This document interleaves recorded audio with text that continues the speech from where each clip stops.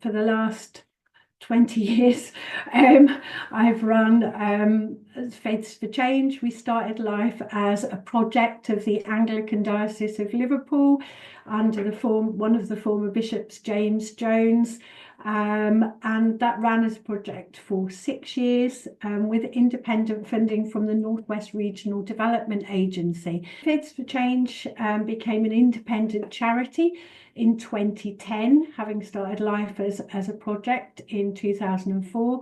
Our funding is primarily through grant applications.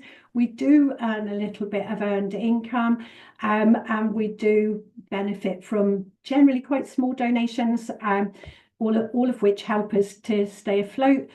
Just for perspective, we are a living wage foundation employer, and we're very proud to be. We have been since 2016. And our turnover in the last year is around about 160,000. So we're not a big organisation. We're not actually a religious charity. We're an environmental conservation and education charity. But of our two objectives, one of which is to work with faith communities, particularly in the most challenged communities, to engage people with nature, conservation, education, but that whole kind of range of benefits, but also kind of recognising that the unique gifts that faith communities bring to working in this field. Obviously kind of moral imperative to work to care for creation with others, caring for all species, not just humans, but also the kind of networks, buildings, land, and that commitment at grassroots level, that longevity in different communities. Since 2010, we've delivered over 300 co-created partnership projects, some of which have been very tiny, so financial value about £500, and then others much bigger. We're very active at strategic level in the Liverpool City region. I'm on the Liverpool Climate Partnership Board, as well as Nature Connected, which is the Blue and Green Infrastructure Board, and as well as various others at different borough levels. And we see this as being really important because it's about harnessing the different resources that John's talked about. To some extent, part of that is partnership, but also kind of knowledge and expertise to bring to and enrich grassroots action, and simultaneously kind of be able to share the kind of grassroots action that we're undertaking with communities across the city region and Cheshire back at the strategic level. So there's a kind of policy and strategy involvement and informing, and that works really well all round. So we've got 3 key areas of work: land and nature, creative skills and education, and then faith and climate. And a lot of that work, I'll kind of share a timeline on that now.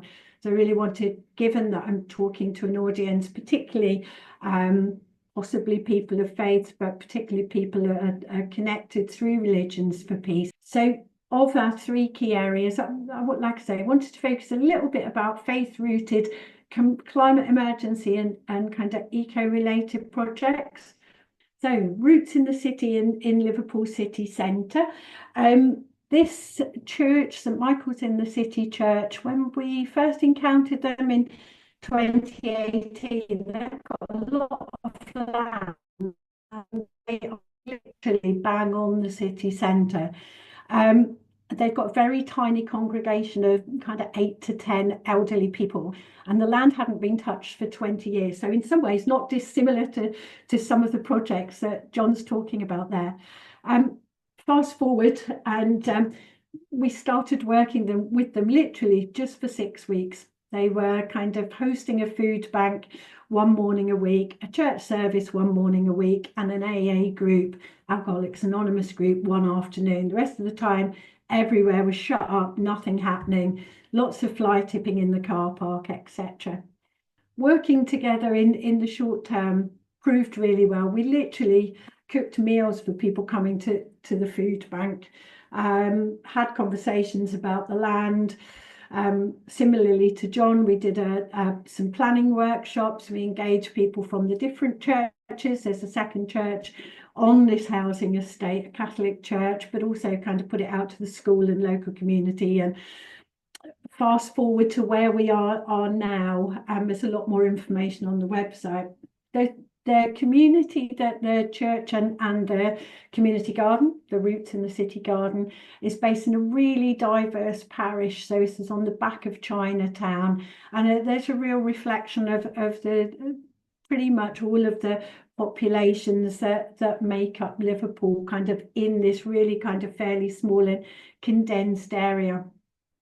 This is a really varied funding model. So we do earn a small income here, and that's because of a partnership with Myerscough College, who are a local technical college. So also they do a lot of work around kind of horticulture and agriculture, and they deliver qualifications on site, which are funded through the Liverpool City Region Adult Education budget. So we earn some money from doing that, which helps us to maintain the garden. The students help to maintain the garden. We run a wellbeing group, a young adults group, and a couple of drop-ins every week. We grow food collectively, all of the different groups together. We're all a part of growing food for the parish food bank. And in the last year, we grew just over 3/4 of a tonne of food. Partnerships here are hugely diverse. I've mentioned Myerscough College, obviously the long-term partnership with the church. The church now has quite a wide range of other groups booking the hall. We do pay for the hall, we don't pay for the land. That also means that the church is turning a profit. Means that the church is able to maintain the space for the local community and not sell out to developers and make lots of money.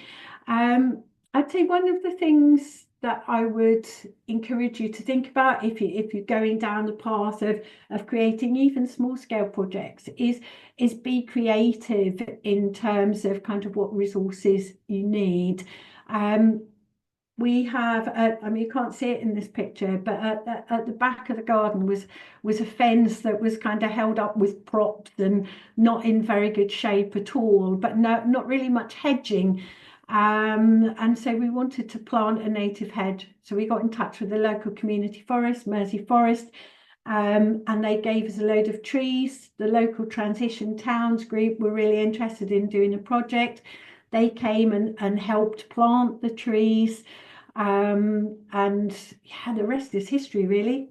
We've developed partnerships with Open Eye Gallery when they were doing a climate change photography workshop.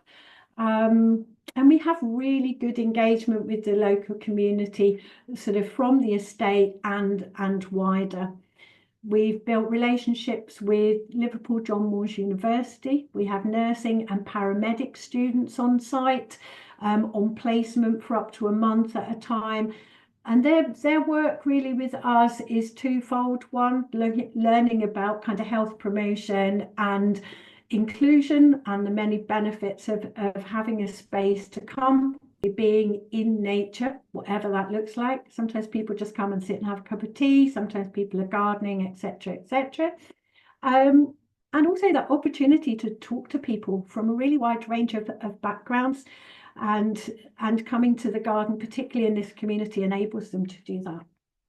So the Liverpool Interfaith Walk, which is in the L8 area of Liverpool, probably the most diverse in Liverpool in terms of faith community buildings. So this started just over 3 years ago, and it was really an opportunity for people to kind of get to know their neighbours. This is a really minimal money project, but actually has a huge benefit. It's become an annual walk, and people walk together between 4 different faith community buildings, and at each building they learn a little bit about the beliefs, about the history of the space, about the community, where they've come from, and kind of how they support the wider community, but also their kind of understanding of how to care for creation, the environment, nature, and their work in doing that at community level. And it's really the feedback we've had on this with our partners, which include the faith communities and a couple of other community organisations, has been really, really good.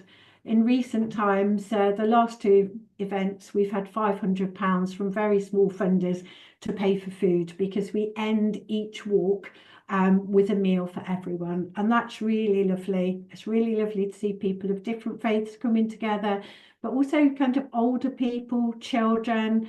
It's really quite lovely. And a kind of third project and final one I really wanted to talk about is called Places of Worship on the Wirral. This is quite unique insofar as Wirral Council's climate change strategy, net zero carbon target of 2041, so considerable carbon reduction. They have 5 community strands as part of that strategy, and one of which is specifically to engage faith communities. Now, in terms of faith community buildings on the Wirral, we're talking kind of mosques and churches of different denominations, but there are people from different world faiths that live on the Wirral, that travel to Liverpool, Wigan, Manchester, or even down kind of to Chester or Warrington for other places of worship. So it began with an inquiry event, and we basically put out a call to people from different faith communities from across the Wirral to start with, to say, you know, are you interested in coming together to kind of share work that you're doing on the environment, practices, opportunities, challenges, etc. And that was really popular. We had 60 odd people come to the initial event. We now have a core group of 14 places of worship and 40 odd places of worship engaged, and numerous projects over that time. And I would say, you know, particularly in recent times, it's been a real focus for what I would call eco-faith activism. So that's kind of eco-faith awards.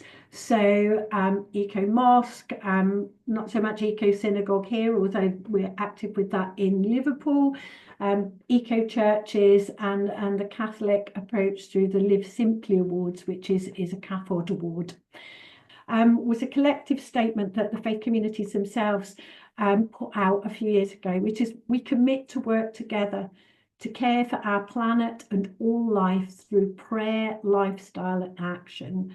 And it's the recognition of the uniqueness that faith communities bring to working not just on climate emergency, but the challenges that we face around kind of life on our planet, and also the inequity for many, the climate injustice and the work for climate justice. And to some extent, that's where the kind of activism comes in, whether that's through silent prayer vigils or kind of, you know, various different practical actions. So we've run a huge number of workshops through this, and really quite considerable and deep friendships have been built. So just wanted to kind of pull together the last bits really, and I'd say that for us, working with faith communities and faith communities working together is about cooperation. Climate emergency related challenges have offered us, you know, and still offer us all kind of opportunities for understanding and commitment, and that kind of cooperative action that we can bring together. And obviously the common ground and motivations, we are part of nature, we're not separate from nature, and caring for the earth, however we may describe that as people of different faiths and none, and all life, is crucial. We're not separate. We can't be elsewhere. We need to find ways to come together and celebrate. And that is, as John said, you know, for the health and well-being of all. I'm sure I don't need to tell you this, the resources that faith communities have to draw on, from the beliefs and values, but those trusted relationships and networks, many built over generations, but that convening power that's trusted by people from all different sectors, as well as kind of practical resources like buildings and land. So I'd say if you're starting out on your journey and you're looking to create kind of community projects, and you're coming from a faith perspective, or you want to work with people of different faiths, identifying that common ground. What's the opportunity or challenge that you've identified? How can you bring people together? Who will you bring? When will you do it? Why, how, and where? That sharing of ideas, identifying what resources you need. Don't get stuck on money. We do lots for very little, and we're still going strong. It doesn't have to be big, but it can be big if there's opportunities, and that's where you want to go. Partnership building, as John said, that's really important. Be creative. We needed a hedge. We found the forest. We found the folk to help us plant it. We found the people to help photograph it. And the Open Eye Gallery actually featured one of our trees in their tree stories.